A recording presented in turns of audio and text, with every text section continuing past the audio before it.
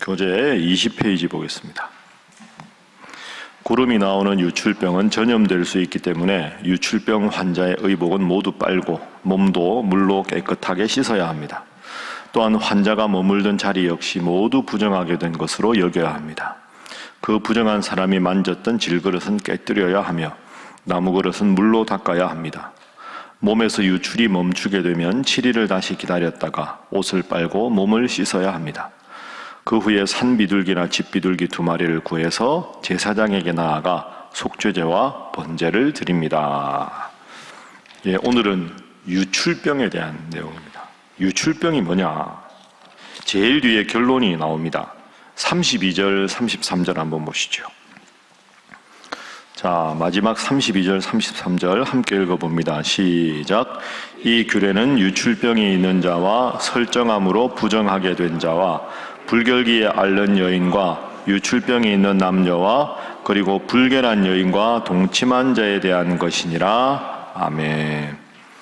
그러니까 유출병은 좀 더 구체적으로 쉽게 말하면 성병입니다. 성병. 그러니까 남성이나 여성의 성기에서 예를 들어 여성의 생리기관이나 이런 자연스러운 게 아니라 물이나 고름이나 피나 이게 계속 나오는, 그러니까 계속 나오니까 유출이지요. 그래서 유출병은 큰 의미로는 성병에 해당되는. 근데 이게 문제가 있을 때 어떻게 해야 되는가 하는 내용이 나옵니다. 자, 다시 1절 보시면 여호와께서 모세와 아론에게 말씀하여 이르시되, 우선 남성입니다. 남성에 대한 것이 1절부터 18절, 그리고 19절에 보면 어떤 여인이 유출을 하되, 여인의 성병에 대한 거죠. 2절, 이스라엘 자손에게 말하여 이르라. 누구든지 그의 몸에 유출병이 있으면 그 유출병으로 말미암아 부정한 자라. 그 2절의 몸은 몸 전체가 아니라 성기를 뜻하는 겁니다. 그러니까 남성의 성기에서 뭔가 계속 유출이 돼서 성병에 걸렸을 때, 19절 이하는 여성의 몸에서 정상적인 생리기간 외에 뭔가 이제 분비물이나 나쁜 것이나 피나 고름이나 이런 게 나올 때, 이게 이제 전염성이 있거나 하면 아주 큰 문제가 되는 거죠. 그러니까 임질이나 혈루병이나 이런 게 이제 유출병에 해당됩니다. 이런 경우는 어떻게 하느냐? 그러니까 예를 들어서 아이를 낳기 위해서 결혼한 두 사람이 정상적인 부부관계나 이런 것과 관계없이 이런 병에 걸렸을 때는 잘 보고 증세가 없어진 다음에 7일을 기다리고 옷을 계속 빨고 8일째 되는 날에 하나님 앞에 제사를 드려라. 그러니까 그 유출이 계속될 때는 부정하고, 그 유출이 멎었다고 바로 괜찮아지는 게 아니라 일주일간 멎어 있는지 아무 증상이 없는지 확인하고 옷을 다 빨고, 그게 이제 전염되거나 하면 안 되니까 8일째 되는 날에 하나님 앞에 정결 제사를 지내면 유출병에서 다 깨끗하게 된 것이다. 이렇게 하나님께서 오늘 지침을 주셨습니다.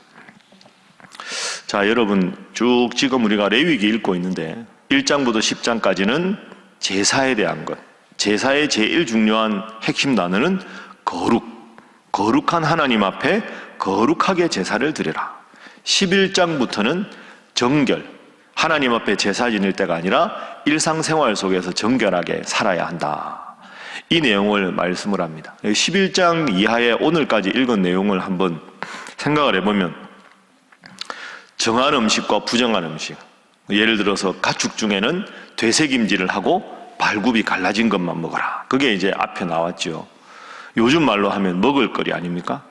11장 이하에 하나님이 말씀하신 것은 먹을거리, 그 다음에 여성이 아기를 낳았을 경우에 몸을 잘 추스리고 정결하게 될 때까지 기다리라. 이것은 이제 산후조리에 관한 거죠. 그러니까 먹을거리, 산후조리, 그 다음에 우리가 어제 본 것은 그 악성 전염성 피부염, 나병, 그리고 오늘은 유출병. 그러니까 먹을거리, 산후조리, 그 다음에 나병, 그 다음에 성병, 이런 내용을 쭉 이야기합니다. 특히 오늘 이게 왜 중요하냐 하면, 이걸 방치했을 경우에 이스라엘 자손들한테 전염이 되면 아이를 낳아서 자손을 낳는데 문제가 될 수 있죠. 여러분, 레위기 이렇게 읽다 보면 뭐 이런 것까지 하시나 이렇게 생각을 자꾸 하시는데 그게 아닙니다. 레위기 11장에부터 나오는 먹을거리, 산후조리, 전염병, 나병, 성병, 이걸 통해서 하나님 우리에게 원하시는 교훈이 있습니다. 오늘 본문의 첫 번째 교훈은 하나님은 우리가 건강하고 행복하게 살기를 원하신다 하는 겁니다. 하나님은 우리가 건강하고 행복하게 살기를 원하신다. 그게 정결에 관한 모든 것의 뜻입니다. 하나님이 뭐 이렇게 세세하게 이런 것까지 말씀하시나가 아니라 여러분, 레위기의 중요한 교훈, 놓쳐서는 안 되는 교훈이 이겁니다. 레위기 하면 우리는 제사법, 제사는 예배, 하나님 앞에 거룩하게 그것만 생각하는데 이번에 레위기 읽으면서 제가 여러분들과 계속 강조하고 나눈 게 뭡니까? 화목제는 끝나고 나서 소 한 마리를 하루에 다 먹어라. 서원했을 때는 그 다음 날까지 먹어라. 그러니까 하나님 앞에 제사를 잘 드리는 것은 곧 이웃과 행복하게 지내는 것이다. 악성 전염성 피부염이 생기면 진영 바깥으로 격리하라. 왜? 모든 공동체가 건강하게 살게 하기 위해서. 아기를 낳고 나면 여인은 며칠 동안은 부정하다. 이런 모든 것은 하나님이 하나님 앞에 예배 잘 드리는 것뿐 아니라 우리가 이웃 사람들과 더불어서 건강하게 행복하게 병 걸리지 말고 안전하게 살아가기를 원하신다. 하나님은 하나님만 생각하는 분이 아니라 우리의 행복을 생각하는 분이다. 여러분, 요즘도 할 일 많으시죠? 9월달 되니까 좀 바쁘지 않으십니까? 아유, 여름에는 그래도 휴가도 있고 쉬었는데 아마 바쁘다, 교회도 바쁘다 이런 생각 하실 겁니다. 저도 이제 어제 저녁에 특강했지요. 제가 토요일날 항존직 또 강의하지요. 금요일은 또 장신대 가서 수업해야 되죠. 그 다음에 어제는 또 이일선 목사님 두 번째 책이 와가지고 그 오후 내내 교정을 받습니다.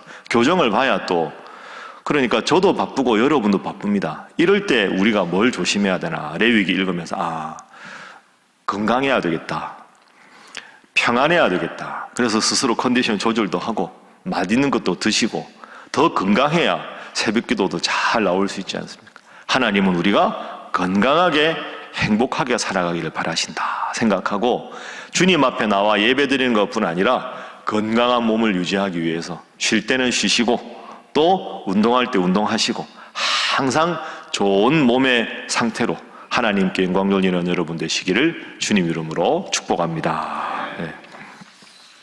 자, 두 번째는 오늘 본문의 교훈은 이것입니다. 한번 따라하겠습니다. 거룩함은 온전함이다.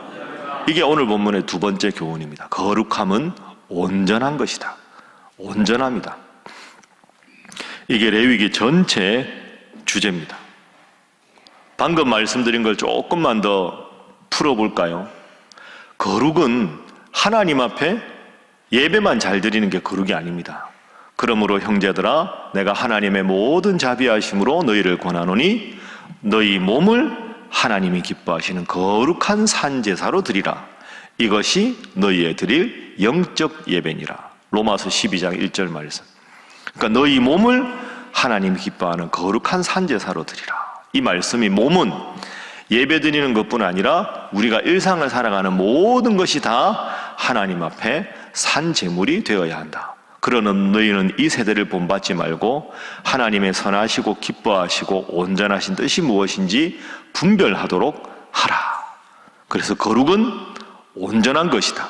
온전한 것은 영적인 상태만 온전한 게 아니라 육체적으로도 건강한 것이다.